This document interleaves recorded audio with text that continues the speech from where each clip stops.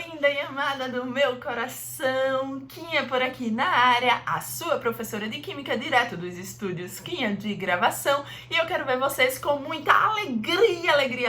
Coloque essa alegria pra fora! Porque agora a gente vai ver mais um assunto lindão de Química. É mesmo, é? É mesmo, é?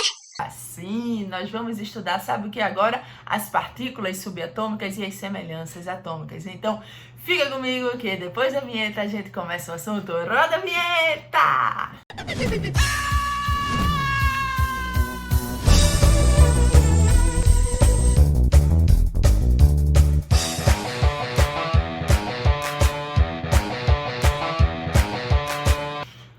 Vamos embora, meu povo! É hora de aprender. Bom, depois que nós fomos estudando os modelos atômicos, que nós vimos como a concepção do átomo foi evoluindo ao longo do tempo, agora a gente vai aprofundar um pouquinho mais em relação ao conhecimento do átomo. Nós vamos estudar as partículas subatômicas e também depois nós vamos ver as semelhanças atômicas, beleza? Então vamos dar uma relembradinha aí em uma coisa muito importante. Vocês lembram qual foi o primeiro modelo nucleado que a gente estudou? Vai, tempo para pensar. Isso, tenho certeza que você respondeu Rutherford. Lembra que lá desde Rutherford nós aprendemos que o átomo possui um núcleo? Esse foi o primeiro modelo nucleado. Como foi a ideia de Rutherford para o átomo? Bom, a partir de então a gente viu que o átomo se dividia em duas grandes regiões, o núcleo e a eletrosfera. Foi isso que Rutherford disse, beleza? O que mais que a gente sabe? A gente sabe que o núcleo é aquela região central muito pequenininha, mas também muito pesada. Então o núcleo é a região central do átomo, muito pequena, mas muito pesada, muito densa. E também existe a eletrosfera, que é uma região gigantesca, uma região volumosa, ela quem determina o volume do átomo, porém é uma região extremamente leve. Então, resumindo, o átomo se divide em núcleo e eletrosfera. Núcleo pequenininho, mas muito pesado, e a eletrosfera gigantesca, volumosa, mas muito leve, beleza? O que foi que a gente viu também? A gente viu que no núcleo nós temos partículas chamadas de próton, que são as partículas positivas, e nêutrons, que são as partículas de carga, como o nome já está dizendo, neutra, beleza? Então, no núcleo nós temos prótons positivos e nêutrons, partículas neutras. Suave, galera! E na eletrosfera? Na eletrosfera, poxa, o nome também já dá uma ideia. Na eletrosfera nós temos os elétrons, que são as partículas de carga negativa. Tranquilo? Sabendo disso, vamos aprender um pouquinho mais sobre o átomo, beleza? Uma coisa que a gente precisa saber sobre o átomo é o número atômico. Gente, o que é o número atômico que a gente representa pela letrinha Z? Esse número atômico ele serve para indicar o número de prótons que estão no núcleo de um átomo. Então, Z, que é o número atômico, ele vai nos indicar o número de prótons que tem no núcleo de um determinado átomo. Suave? Bom, a representação, galera, só para vocês saberem, é o seguinte. Se eu tenho, deixa eu botar aqui de outra corzinha, só para ficar mais fácil de vocês enxergarem. Se eu tiver um átomo de um elemento qualquer X, o número atômico a gente coloca aqui embaixo. Só que esse número atômico é igual ao número de prótons, que a gente também pode chamar de P. Então, aqui P é igual a Z. Suave? Além disso, também é bom a gente saber o número de nêutrons, que a gente representa pela letrinha N. Então, P é o número de prótons, que a gente vai representar pelo número atômico Z, indica o número de prótons que está no núcleo. Assim como N indica o número de nêutrons que está lá no núcleo, junto com os prótons. Beleza? E por fim, existe outro importante que é o número de massa, A. O número de massa, gente, como é que a gente vai se lembrar dele? Vê, lá desde o modelo de Rutherford também a gente já vem falando que a massa de um átomo está concentrada em que região do átomo? Lembra aí, vai, pensa. Boa, a massa está concentrada no núcleo do átomo. E no núcleo a gente tem o quê? Poxa, no núcleo a gente tem prótons e nêutrons. Então, o número de massa, galera, nada mais é do que a soma do número de prótons e o número de nêutrons que estão lá no núcleo, porque a massa está concentrada no núcleo. Não é fácil? Então, a gente pode dizer o seguinte, a gente pode dizer que o número de massa, A, é igual ao número de prótons mais o número de nêutrons. Então, lembra disso. A massa está concentrada no núcleo e no núcleo a gente tem prótons e nêutrons. Portanto, o número de massa é igual à soma do número de prótons com o número de nêutrons. Isso é importantíssimo para a gente. Se você quiser achar o número de nêutrons, o que é que você pode fazer? Você pode isolar N aí nessa fórmula. Quem seria N? N seria a massa menos os prótons. Joga para lá, fica N igual a A menos P. Tranquilo? Gente, só para vocês saberem também, na representação, a gente coloca aqui embaixo o número atômico, o número de prótons, e coloca lá em cima o número de massa A. Normalmente a gente não coloca o número de nêutrons, mas se quiser colocar, coloca aqui no meio, beleza? E para achar esse número de nêutrons, basta tu pegar o de cima, que é A, menos o de baixo, que é P. Então vai ficar A menos P. Esse é o número de nêutrons. Tá de boa até aí? Então eu espero que vocês estejam entendendo tudo. E não esqueçam de jeito nenhum, gente, que é o número atômico ou o número de prótons que caracteriza um elemento químico. Não esqueçam que o número atômico, o número de prótons é a identidade de um elemento químico, é o DNA dele. Então, por exemplo, o hidrogênio é o único elemento químico que tem um próton no seu núcleo. Ou seja, qualquer átomo que pertencer ao elemento hidrogênio tem que ter somente um próton no núcleo. Carbono. Carbono tem 6 prótons no seu núcleo. Então, qualquer átomo do elemento carbono tem 6 prótons no núcleo, beleza? E assim vai. Então, não esqueçam que é o número de prótons que caracteriza um elemento químico. E a gente não mexe nesse número de prótons, porque se mexer tá mudando a identidade. Suave? Então, vamos continuar. Galera, eu tô assanhada, né? Mas vamos lá. Galera, é o seguinte, nós vamos falar agora sobre a diferença entre átomo neutro e íon. O que é um átomo neutro? Poxa, um átomo neutro é fácil da gente pensar. Vem, pensa comigo. Átomo neutro. Quando é que a gente tem um átomo neutro? É quando a gente tiver o mesmo número de cargas positivas e negativas, neutralizando tudo. Então, um átomo neutro ele vai possuir o número de prótons igual ao número de elétrons. Isso quer dizer que ele não está carregado nem positivamente nem negativamente. Ele é um átomo neutro, beleza?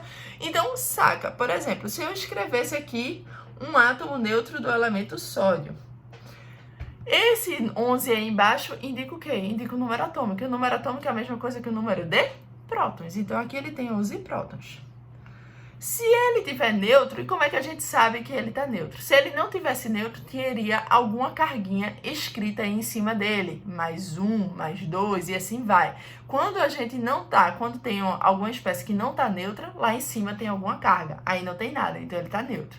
Se ele está neutro, o número de prótons e de elétrons tem que ser igual. Eu já sei o número de prótons, que é 11, então o número de elétrons também vai ser 11, indicando que ele tem o mesmo número de partículas positivas e partículas negativas, totalizando uma carga neutra, beleza? Isso é um átomo neutro. Agora, o contrário de átomo neutro é quando a gente forma um íon. O que é um íon? É uma espécie carregada, que pode ser positiva ou negativamente. E como é que a gente faz para obter um íon? É quando o número de prótons está diferente do número de elétrons. Então, saca aqui comigo, vê. Um íon, gente, primeiro vamos entender que um íon nós vamos ter quando o número de prótons for diferente do número de elétrons, tranquilo? Agora, primeira coisa que eu quero que vocês se lembrem. Gente, para formar um íon, a gente só pode mexer nos elétrons. A gente só bota ou tira elétron. Por quê? Vai, para tu lembrar, pensa assim comigo, pensa aí. O átomo, ele tem um núcleo, que é aquela região central bem pequenininha, e a eletrosfera que tá ali do lado de fora, digamos assim, é a região mais externa. Gente, vocês acham que é mais fácil eu mexer no número de prótons que está guardadinho lá no núcleo ou eu mexer nos elétrons que estão ali na eletrosfera, na região mais externa? Poxa, onde é que é mais fácil?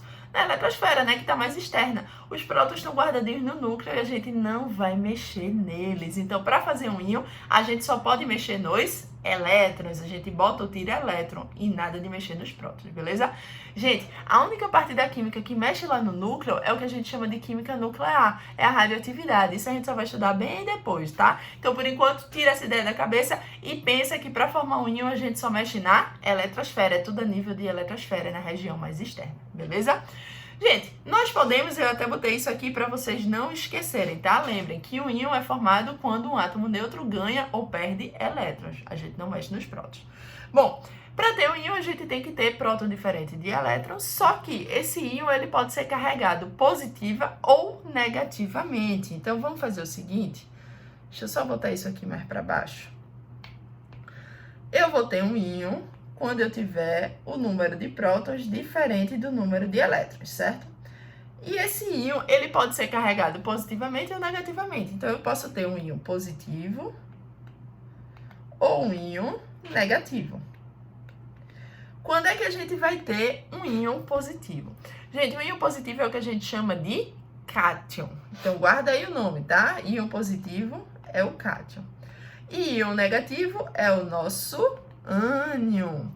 Quando é que a gente vai ter um íon positivo? Bom, é quando eu tiver uma espécie carregada positivamente. Isso significa que ela precisa ter mais prótons do que elétrons.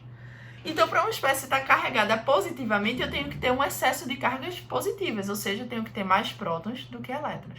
E quando é que eu vou ter um íon carregado negativamente, um ânion? Quando a gente tiver excesso de carga negativa, ou seja, quando eu tiver mais elétrons do que prótons. Tá suave até aí? Agora vamos fazer o seguinte, vamos pensar como é que um átomo neutro se transforma no íon. Gente, um átomo neutro, para virar um íon positivo, pelo amor de Deus, não é quando ele ganha próton, que a gente não mexe no número de prótons, tá? Ele tem que ficar com mais prótons? Tem, mas eu não posso aumentar o número de prótons. Então, o que a gente faz? Ora, diminui elétron. Se a gente não pode aumentar próton, a gente diminui elétron, beleza? Então, anota aí comigo. O íon positivo, ou cátion, quando é que ele é formado? Ele é formado quando um átomo neutro perde elétrons. Pô, vê se não dá para entender. Ele tinha o mesmo número de prótons e de elétrons. Se ele perde elétron, vai acabar ficando com mais próton. Então, vai sobrar carga positiva. Ele vai virar um cátion, um íon positivo. Suave? Pensa naquele mesmo exemplo que a gente tinha feito antes. O sódio, tá? Deixa eu botar aqui de pretinho. Gente, o sódio, quando ele tá neutro, ele tem quantos elétrons? Bom, o elemento sódio, qualquer átomo que pertence ao sódio tem que ter 11 prótons. Esse é o número atômico dele, então P é igual a 11. Isso não muda, beleza? Quando ele está neutro, ele tem quantos elétrons? O número de elétrons também é 11, né? Para ter 11 cargas positivas e 11 negativas e no final ele fica neutro, certo? Tanto é que eu não coloquei nenhuma carguinha em cima. Agora, se esse cara aí resolver se livrar de um elétron. Ele pensar, eu tô com elétron demais, eu não quero elétron não, eu vou me livrar de um elétron.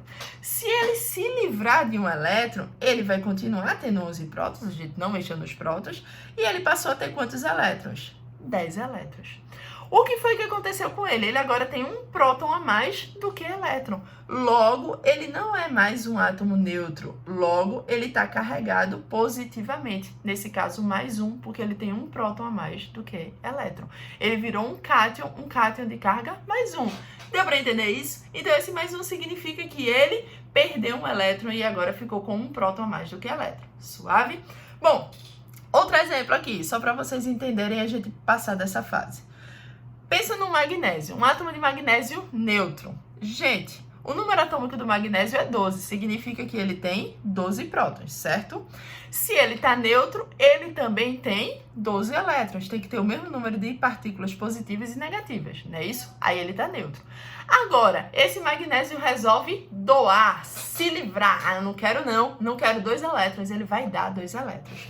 Gente, se ele der 2 elétrons, o que é que vai acontecer com ele? Bom, ele deu 2 elétrons. Vai mexer no número de prótons? Não. Então, o número de prótons continua sendo 12. Então, P aqui continua sendo 12. Agora, ele deu 2 elétrons. Ele se livrou de 2 elétrons. Se ele tinha 12 e se livrou de 2 elétrons, ele vai ficar com quantos elétrons? 10.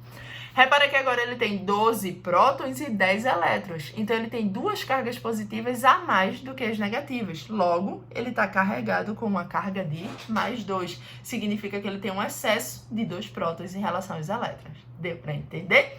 Bom, vamos falar agora do íon negativo, ou o ânion. Quando é que a gente forma um ânion?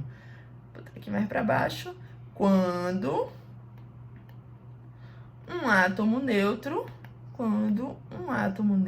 ele faz o quê, gente? Ele ganha elétrons. Por exemplo, oxigênio. Oxigênio tem número atômico 8. O que é que isso significa? Eu fiz grande pra caramba, não vai dar nem pra escrever embaixo. Deixa eu diminuir aqui. O oxigênio tem número atômico 8. O que é que isso significa? Significa que ele tem 8 prótons, certo? Número atômico é o número de prótons. Se ele tiver neutro, ou seja, sem nenhuma carguinha em cima, ele está neutro. Quando ele está neutro, quantos elétrons ele tem? Exatamente igual ao número de prótons. Se ele tem 8 prótons, ele também tem 8 elétrons, certo? Agora, esse oxigênio, ele tá doido querendo receber elétron. A gente vai aprender depois que isso é eletronegatividade. O oxigênio é muito eletronegativo, ele quer elétron a todo custo, ele quer ganhar elétron. E aí, de repente, ele conseguiu ganhar 2 elétrons. Quando ele consegue ganhar 2 elétrons, o que é que acontece com ele?